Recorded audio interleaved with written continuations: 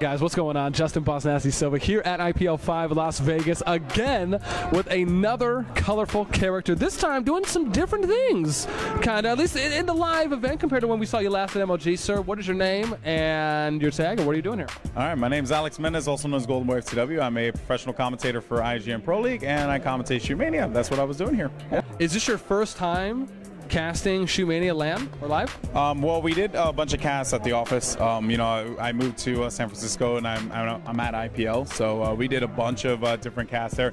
But you know, the other thing is that live event. Yeah, this is much different. Granted, it was fun, had a great time. The crowd was into it. You know, it was a challenge. So overall, very happy with how everything turned out. How's the IPL event been so far? And is this your first IPL event? Yes, this actually is my first IPL. I mean, I've worked a bunch of MLGs, but this is my first IPL, and it's awesome. I like this idea a lot of creating a spectacle, you know.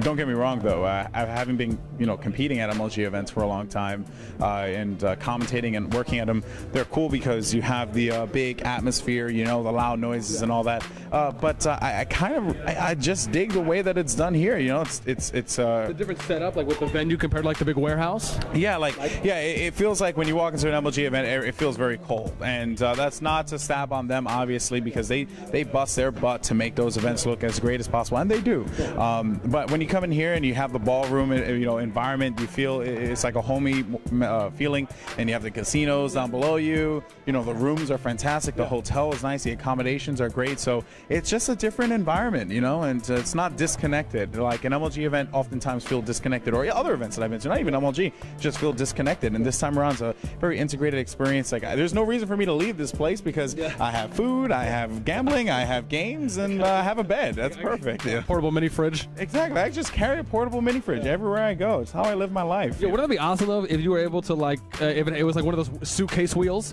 and you were able to just drag your mini portable fridge and have like the battery? The mini fridge everywhere, and that just makes you immediately the center of attention because everyone's like, hey man, you got a beer? Take it out. And then the top of it's a seat, so you can just sit down and you can just like, hey guys, you want something? Bam. I think you're going on to something, man. You need to make it happen. Make it. Oh my gosh, dude, I'm so many ideas. Dude, innovation for life, man. I love it, man. BOSSNASTi's innovation status. I will do that. I'm gonna have to sketch that out first and see what happens. I even talked with some players and some other spectators too as well, and they were saying that the staff here at IGN, or at least at this IPL event, is very connected, very interactive, very revolving around one another. And it just seems that there's actually interaction levels. I mean, are you kind of noticing that? Oh yeah, for sure. You know, when we were getting the staff together for you know, ShootMania at least, one of the big things was being able to get social people. You know, so I brought my brother on board. So he actually came out and you know, he worked like the help desk, but then they transitioned him over to, like, you know, the front where he would actually like corral people in, like, hey, you know, come check out the game.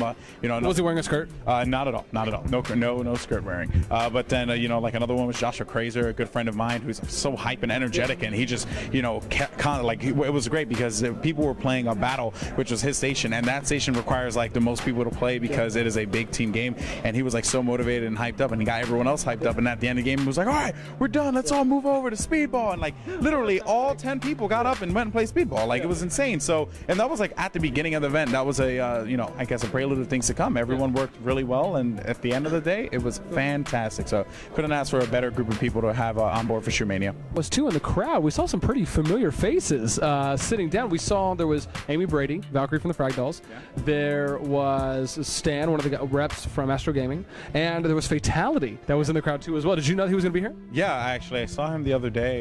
You know, I met him one time a long time ago at PAX, but you know, I'm so minuscule in comparison to his success that I'm sure he does not remember me by the slightest. We were both. He just lunges over you. We were both like slightly inebriated as well that day, so that's another added thing there. But yeah, you know, it was just good seeing all those people out there, you know, and of course my friends were supporting it as well. You know, like my friends like Rachel and you know, T-Square and all that. They were very supportive of Miss Violence. So I got to thank them. They were very, very helpful. And it was just, we had a hype crowd. We had great energy, you know, and we were giving away stuff too. So that was great. And everyone just free swag. Free swag, man. That's just how it is. You know, you gotta give them the free stuff for their time. We appreciate everyone. We know ShootMania is a developing game, and people got to give it a try. And hopefully enough people saw it in there, and you know, a couple thousand at home, that they were satisfied with what they saw. When we look at ShootMania, comparing it to something like a CS:GO, a Quake Live, and Unreal, what is maybe different about ShootMania that you feel gives it more of a chance, or maybe just a chance, to be maybe the premier PC shooter here in esports? Well, I think that first things first is that you have to look at ShootMania as just a development right now. It's very new, it's very fresh. But the other thing as well is that it's competing with a lot of other games that want to be the premier esports title of first-person shooters, because everyone wants to have that game that's like, yeah, we saved it. You know, it's that same mentality that you see like in, for example, like Call of Duty, where everyone's making all these websites trying to like make tournaments, and they're like, yeah, we saved Call of Duty. And it's pretty much the same aspect here. It's like, yeah, we saved esports or for first-person shooters, and that's not really what ShootMania is all about. ShootMania just wants to be a game that is viewed as the players, respected, you know, amongst the competitors as well as the viewers and the fans, and that's pretty much what NASTi and Ubisoft want. They're a real great, humble group of individuals that really, truly love their product, and I actually enjoy it too. I think it has the potential. What sets it apart is the fact that Elite is substantially different from anything else that's being played right now. Crazy different. It's crazy different, you know, but it's so different that it actually makes sense. It's 1v3, you know, you have 3 armor, the person has 1 armor, the defenders have 1 armor, and it's just a back and forth, and it makes sense. It's an easy game to get and grasp. It's just, you know, obviously there's some things in there that some viewers might get turned off, like console first-person shooter fans, for example, may not like the fact that there's no gun. You know what I mean? Or Quake players may not like, they can't burst their auto. Yeah, Quake players may not like the fact that it's not Quake. So that always bothers them. But not to take anything away from that, but when I see Quake players, you know, jump on board and play ShootMania, and they're saying, hey, this is fun. I still love Quake, but I was talking with Strengths earlier from Fnatic RC. He said, I love Quake. I love it. It's like it's in his blood, but he really enjoys the challenge that ShootMania brings, and he enjoys playing it, you know, and who wouldn't for $30,000 for first place prize? That's a lot of money. So I think overall it's gonna be a process, but it's gonna happen. So good stuff down the horizon for sure. We did an interview with DNJ, Do Not Jump, and I did an interview with all 3 of those guys, and they were even saying themselves that they know of a bunch of like CS pros that came over to ShootMania. So it seems like the cross-pollination of coming out with these games, very similar like League of Legends. There was so many Dota players that came over, so many Han players, so many just other previous Dota players initially came over to start playing League. So it seems like that ShootMania, just because it's so innovative, so different, it creates that kind of early cross-pollination of people that want to try, kind of curiosity killed the cat kind of thing. Is that maybe what some other things you've been noticing? I think that's pretty much what it is. You know, you got a lot of these players, like for example, there was one player who actually was a Left 4 Dead player that played ShootMania, who was teaming with a Counter-Strike player and I think the guy was like a StarCraft player, and like that's a very weird combination of players, but they competed together because they enjoyed the game.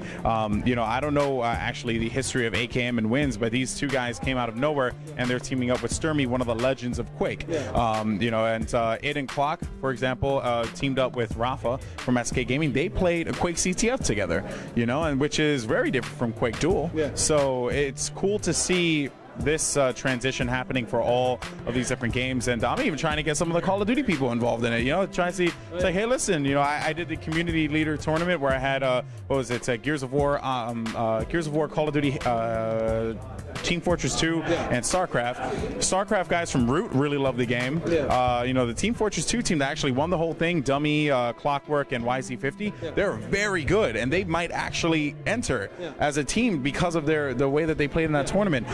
And even Karma kind of liked the game. Karma and Revan really enjoyed the game from Call of Duty. So I think that's a big thing there, you know, just to have different people trying it out. It's different. It has a flow that is unique, and that's what I'm about, just a unique flow, and I like it. So it's going to happen little by little. Especially with your awesome pipes on the mic. Oh, stop it, you. It's fun, you know. I mean, I like casting. It's an enjoyable experience, and you know, I just like providing the hype for the crowd and getting everyone pumped. I'm still a competitor at heart, so I know what I want to hear. You know, if I'm competing and I'm hearing the commentator get crazy and get hype and rev up the engines, and he's like blah blah blah blah, blah, and then you're like, oh my god, and everything just gets nuts and insane. That's what it's all about. You know, I did that at you know, for 08 national championships for Call of Duty. You know, for that final kill where I believe it was Virus, I believe, was like up top, and he got like the 2 kills on Envy, and then the last one, and I just like blew up and went nuts, and that's what needs to happen. It needs to be hype. That's what makes shooters so awesome, because it's all accuracy and it's all hype. To talk about the casting and the commentating part of that for a sec,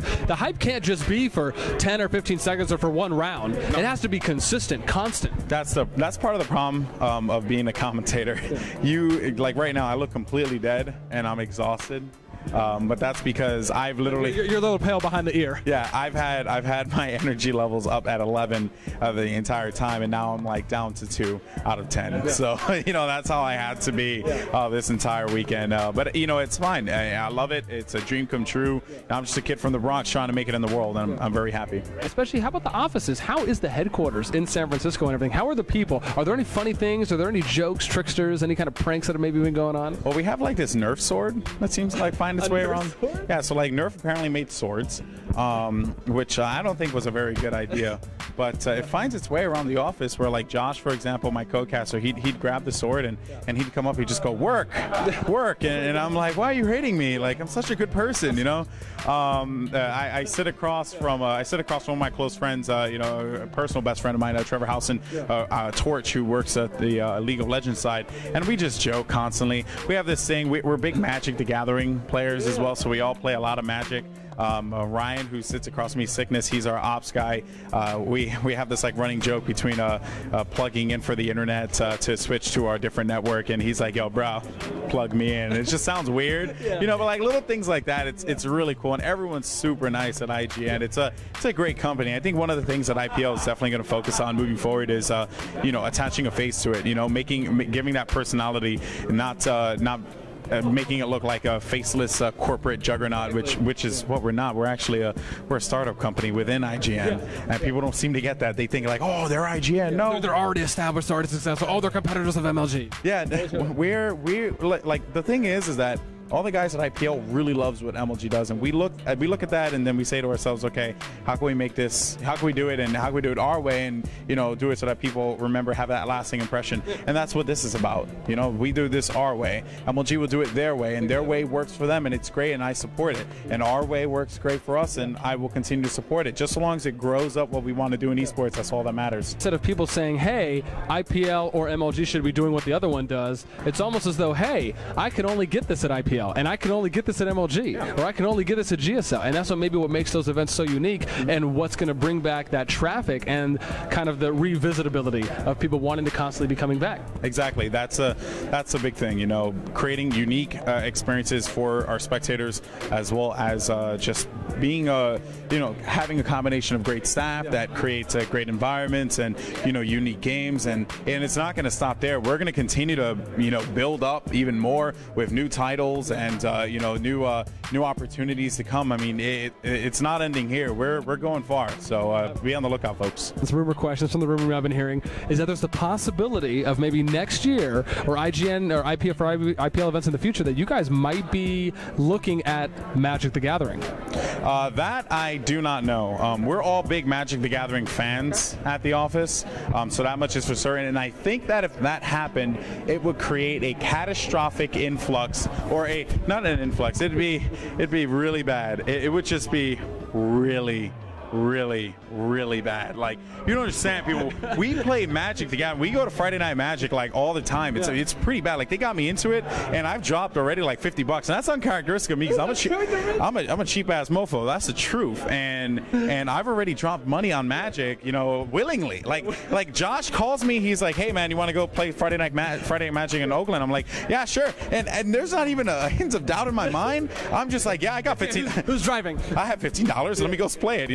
And like, I'm learning, I'm just getting my ass kicked, and I'm thinking to myself, there has to be new ways for me to, get good and all that. So yeah, I mean, if it does happen, hell yeah, that'd be dope. I think that there is a market there for sure. You look at what they do on Twitch TV, and my lord, it is insanely ridiculous. Well, I mean, let's be honest. A lot of people have no idea how much bigger Magic is, the Pro Tour, the world events that they have, than esports. It makes esports look like a little ant. It's funny. We were talking, me, Josh, and Trevor, and they said it's the original free-to-play game. Yeah. It really is, because all you can get a bunch of cards that your friends give you, and you can play a game. You probably lose, but like League of Legends, for example, you can download the game. It gets you in.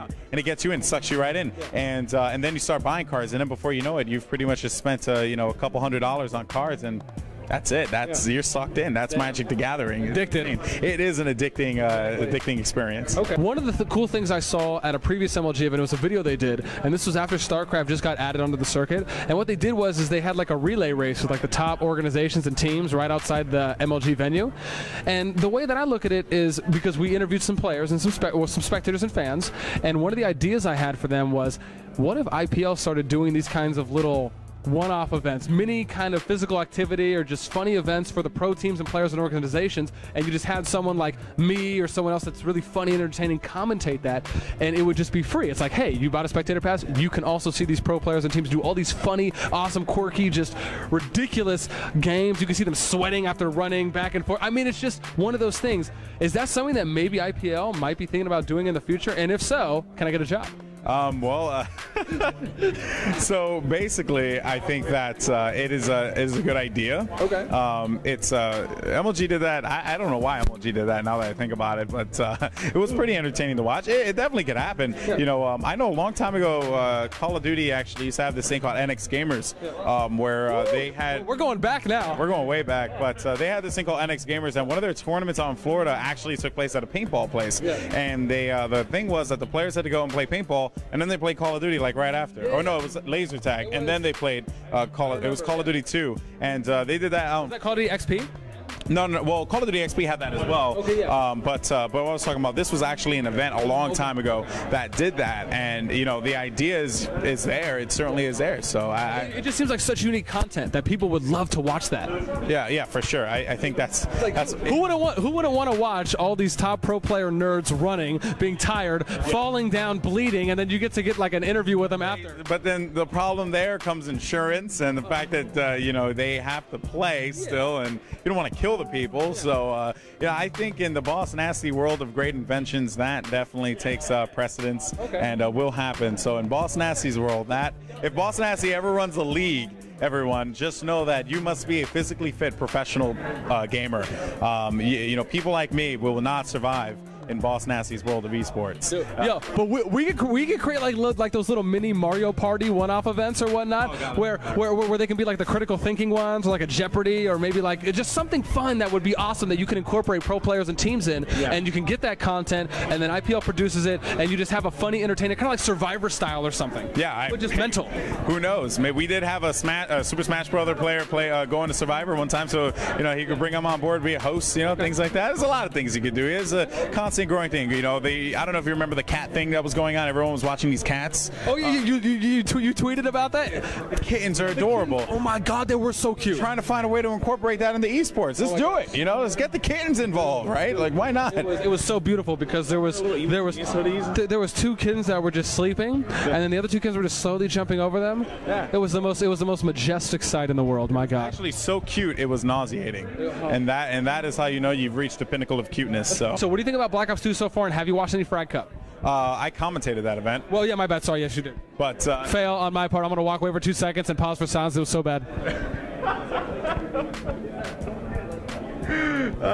I commentated Frag Cup. It was fun. I had a great time. It was a pleasure to be able to work with Ego and Rambo, as well as Revin too. He did a great job. I think that right now Call of Duty's in a place where the players are so salty that they may not be good again, that it's scaring them, and they don't have nothing to worry about because they're still going to be good at the end of the day. You know, Quantic Gaming still going to be great. You know, Rambo's team, whatever he goes, they're going to be great. Like, it's just all about adjusting. Now the question is, you know, are kill streaks viable or score streaks viable in competitive play? Listen, I come from the most hardcore of Call of Duty's Call of Duty 2. Like, it is fucking hardcore. Sorry for cursing, but it is true. That's okay. I mean, I've competed in that one for such a long time. It's pick your gun, kill your opponent. That's what it was. And to be honest with you, I don't think that this really changes it because of the pick 10 system. It creates a great balance, and it's really cool. So all in all, moving forward, I want to see people start to embrace it. more. But if we do go back to the way it was before, it wouldn't be a bad thing either. Like, it doesn't matter. Like, I'm just going to play the game anyway. I'm still going to compete. I'm still going to participate. I'm still going to cast it. I don't give a crap. Like, I love it just so long as it's growing more and everyone thinks like I'm lining my pockets with money. David Van der Haar and I don't talk. Like, I don't know the guy like that. I spoke to him one time at E3. He invited me over for Thanksgiving. Yeah, like, that doesn't happen. You know, I talked to him one time at E3. Said he did a great job, you know, on Black Ops and, you know, liked the stuff he did. Boom, that was it. That was my conversation. I don't act like I'm a big shot or anything, and people have this like false interpretation that I think that, you know, score streaks are going to make me more money, and they certainly are not. So I think people just... It's only to help you. Yeah, give it a try. If you don't like it, either A, don't play, or just play your own settings, because that's the beauty of multiplayer gaming. Someone will run a tournament that will have the settings that you want, and you'll find it and you support it. And if none of those work for you, please go pick up an iPod and try and go pro in those iPod mini games. Preferably Pong. That too, actually. Or you can play ShootMania. It's free. So you can play ShootMania. It's actually a really good game. ShootMania.com. Try out the beta. But yeah, but in all honesty though, Black Ops has a great future.